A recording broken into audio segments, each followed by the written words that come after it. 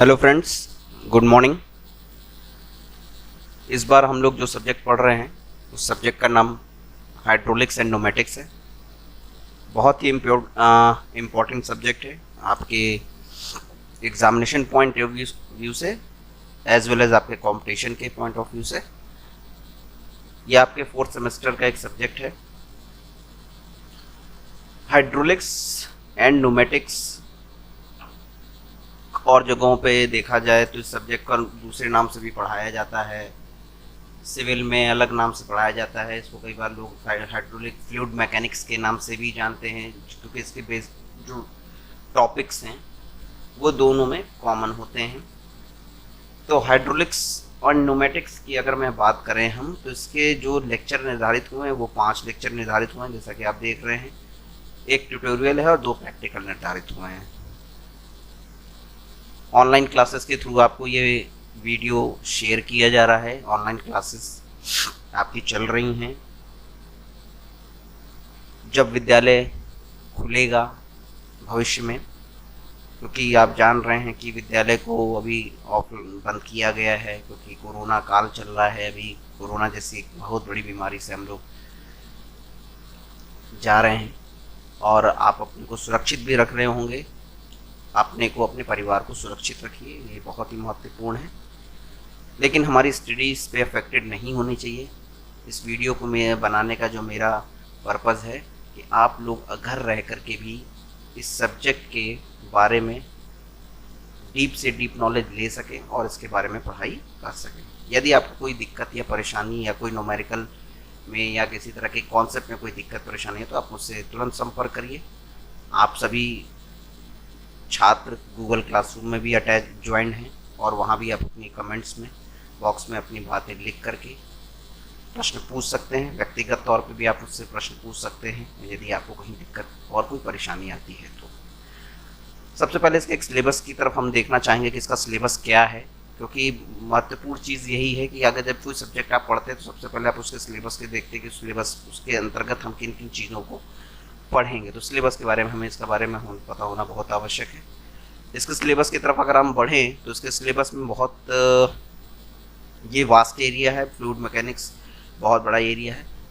आप लोगों के बेसिक नॉलेज के लिए इसमें जो बेसिकली जो टॉपिक्स डाले गए हैं वो बहुत ही महत्वपूर्ण हैं और हर कंपटीशन में फ्लूइड मैकेनिक्स से हमेशा क्वेश्चन आते ही आते हैं। आपके सेमेस्टर एग्ज़ाम की बात नहीं कहूँगा, इसको मैं कंपटीशन के पॉइंट ऑफ व्यू से भी कहूँगा कि बहुत इंपॉर्टेंट सब्जेक्ट है। तो इसीलिए आप इसकी नोट्स बनाइए और हम इस पे असाइनमेंट भी देंगे। हम इसका क्विज़ करेंगे और जिसमें आप लोग उसके क्विज़ पे असाइनमेंट को डे बाय डे या टाइम टू टाइम इसको आप कंप्लीट करते जाइएगा। ठीक है मित्रों, आगे बढ़ते हैं। आगे जैसा कि आप देख रहे हैं, पहला जो आपका टॉपिक है, आपका पॉइंट है, वो है इंट्रोडक्शन, जिसमें हम परिचय की बात करते हैं, जिसमें हम फ्लूइड मैकेनिक्स के परिचय के बारे में समझेंगे कि फ्लूइड मैकेनिक्स होता क्या है, द्रव क्या है, कैसे परिभाषित करते हैं, किन टेक्निकल टर्म्स के थ्रू हम इसकी परिभाषा को समझेंगे। देन उसके बाद इसका प्रकार, कितने टाइप के फ्लूइड होते हैं, Newtonian fluid, non Newtonian fluid, इसमें फिर अलग अलग तरीके के फ्लूइड्स आते हैं। हम उसको और डीपली देखेंगे, समझेंगे जब हम आगे अपने और कंटेंट्स को आगे बढ़ाएंगे और नेक्स्ट वीडियो में इसकी चर्चा करेंगे। इसके बाद इसमें हम लोग डेंसिटी के बारे में पढ़ते हैं। आप जैसा देख सकते हैं, जिसको हम घनत्व कहते हैं, डेंसिटी क्या होती है, वेट डेंसिटी क्या होती है, स्पेसिफिक वॉल्यूम क्या होता है, विस्कोसिटी जिसको आप श्यानता कहते हैं, जो मित्र हिंदी में भी हमें इसको बहुत देखना पड़ेगा। Viscosity, surface tension, kinematic viscosity, dynamics viscosity. तो ये बहुत ही इंपॉर्टेंट चैप्टर है और बहुत ही इंपॉर्टेंट आपका टॉपिक है। तो हम जब इस पे नेक्स्ट वीडियो जब इस पे हम लोग देखेंगे तो हमारा ये बहुत इम्पोर्टेंट होगा। और इससे हर बार जो है हमेशा 5 नंबर से 10 नंबर के बीच में हमेशा प्रश्न आता ही आता है। 2-2 नंबर के डिफिनीशंस पूछी जाती हैं, तो बहुत इंपॉर्टेंट पॉइंट है। इसके बाद आता है प्रेशर एंड इट्स मेजरमेंट। जब भी हम हाइड्रोलिक्स की बात करते हैं तो प्रेशर एक बहुत इंपॉर्टेंट रोल निभाता है। प्रेशर अर्थात दाब। तो प्रेशर क्या होता है, इसकी परिभाषा क्या है, प्रेशर को कैसे डिफाइन किया जाता है, इसका सूत्र क्या है, इसका वो किस तरीके से रिप्रेजेंट किया जाता है और इस प्रेशर को किस प्रकार से नापा या मापा जाएगा। इसका मेजरमेंट किन किन डिवाइस के थ्रू की सकते हैं। जैसा कि यहाँ पे आपके कुछ डिवाइस है, पीजोमीटर है, और आपके जिसमें इन्वर्टेड यूट्यूब है, आपका माइक्रो मैनोमीटर है, और आपके बैरोमीटर जैसे एटमॉस्फेरिक प्रेशर को नापने के काम आता है। तो हम उस तरह की बातों पर चर्चा करेंगे। इसके बाद आपकी हम बढ़ते हैं तो हमें एक तीसरा टॉपिक जो मिलता है, इसमें आता है फ्लो ऑफ फ्लूइड्स, प्रवाह। जो द्रव है उसका प्रवाह किस प्रकार से हो रहा है और उस प्रवाहों को किस प्रकार से बांटा गया है। तो यहाँ कुछ प्रवाहों के नाम जैसे study and steady flow, uniform non uniform flow, laminar and turbulent flow, जिसमें ये इंपॉर्टेंट है लेमिनार एंड टर्बुलेंट, ये जिसकी हम बात कर रहे हैं लेमिनार किस प्रकार से फ्लो हो रहा है, अगर लेयर बाई लेयर, अगर हम इसको चर्चा करेंगे इस बार, लेकिन अभी हम इसको थोड़ा थोड़ा समझने की कोशिश करेंगे कि किस प्रकार से आपका सिलेबस बनाया गया है। तो यहाँ पर एक लेमिनार है और आपका टर्बुलेंट फ्लो है। देन उसके बाद महत्वपूर्ण जो एक टॉपिक आता है वो है आपका बर्नौली। कुछ बच्चों ने इसके बारे में पढ़ा भी है, जो बच्चे हाई स्कूल इंटर कर के आए हैं, एडमिशन लिए हैं, वो बच्चे जानते हैं बर्नौलीज थ्योरम बहुत इंपॉर्टेंट है। स्टेटमेंट एंड प्रूफ, इसमें आपके सिलेबस में ये देखिए साफ साफ लिख दिया है, इसका स्टेटमेंट और प्रूफ दोनों बात कही गई है, और इसके एप्लीकेशंस क्या क्या है, कहाँ कहाँ ये अप्लाई हो सकता है। अप्लाई देख रहे हैं कि ये इसका जो एप्लीकेशंस की जगह हैं वो है आपका वेंचुरीमीटर, और एक पिटॉट ट्यूब है, ये क्या क्या इसकी लिमिटेशन है, कहाँ यूज होगा, इसके न्यूमेरिकल्स।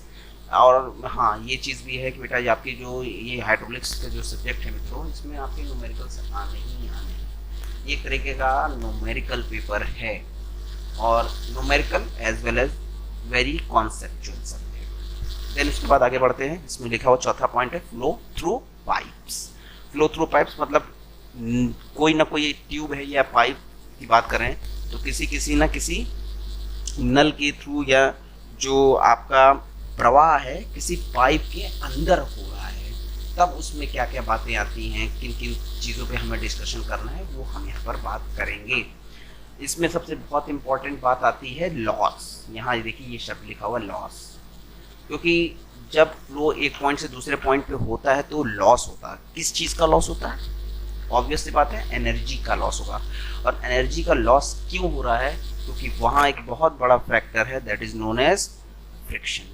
तो हम इस पे भी चर्चा करेंगे कि कहाँ कहाँ पर किस प्रकार के लॉसेस हो रहे हैं।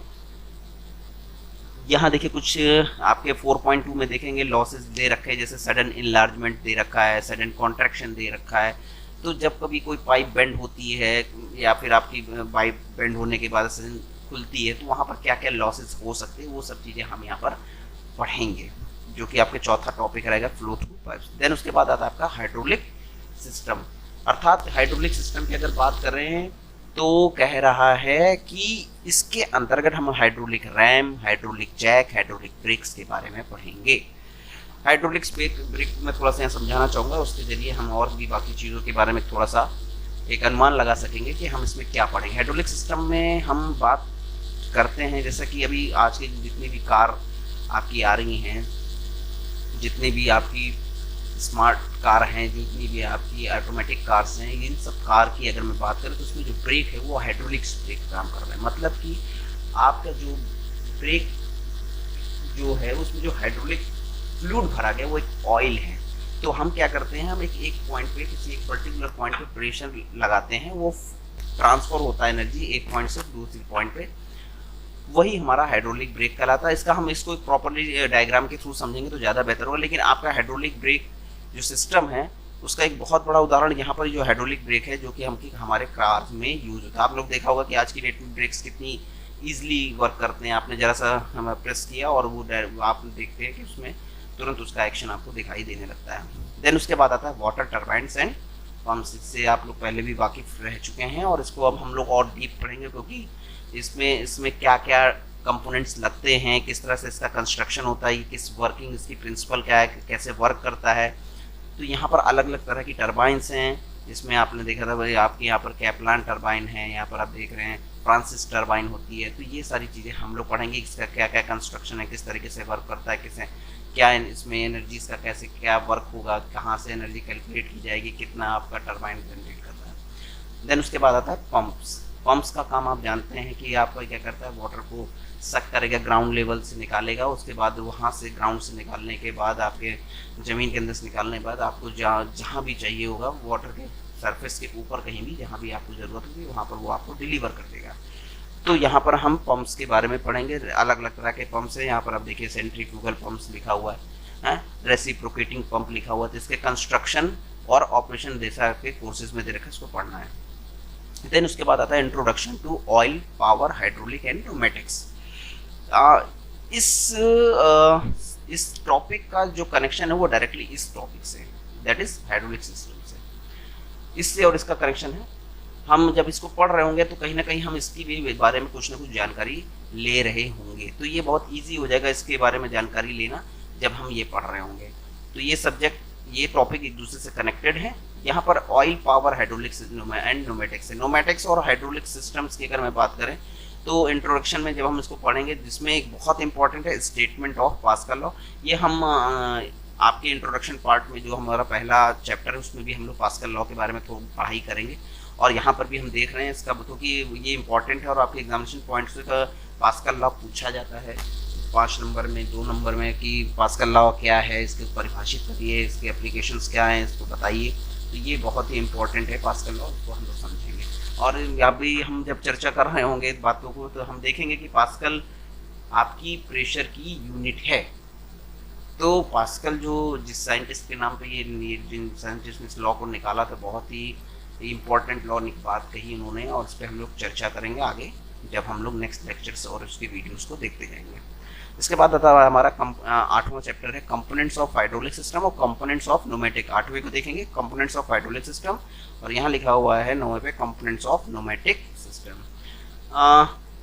दोनों के सिस्टम में जो डिफरेंस है वो डिफरेंस सिर्फ इतना है कि हम जो हाइड्रोलिक सिस्टम में जो पंप्स का इस्तेमाल करते हैं और हम यहाँ पर इस्तेमाल करते हैं कंप्रेसर्स का। सेम सिस्टम है, ज़्यादा डिफरेंस नहीं है। यहाँ फ्लूइड जो होगा हमारा ऑयल होगा, लेकिन यहाँ पर जो होगा हम एयर का इस्तेमाल करते हैं। तो कुछ चीज़ें मैं यहाँ भी अभी थोड़ी थोड़ी क्लियर करते जा रहा हूँ ताकि आप लोगों को भविष्य में किसी प्रकार की दिक्कत ना हो और आपको एक थोड़ी जानकारी मिल सके कि हाँ हाइड्रोलिक सिस्टम में और न्यूमेटिक सिस्टम में किन किन चीज़ों का हम लोग ध्यान रखते हैं। तो हमारे यहाँ पर इस सिलेबस में 9 चैप्टर हैं। इन 9 चैप्टरों में हम लोगों ने जिस प्रकार से देखा, पहला चैप्टर हमारा क्या था आप देख सकते हैं, फिर से हम इस पर दिखा देते हैं, इंट्रोडक्शन। देन उसके बाद आपका pressure and its measurement. Then उसके बाद flow of fluid, flow through pipes, hydraulic system, water turbines and pumps, introduction to oil power hydraulics and pneumatics, components of hydraulic system, components of pneumatic system. ठीक है मित्रों, आज के लिए इतना काफ़ी है।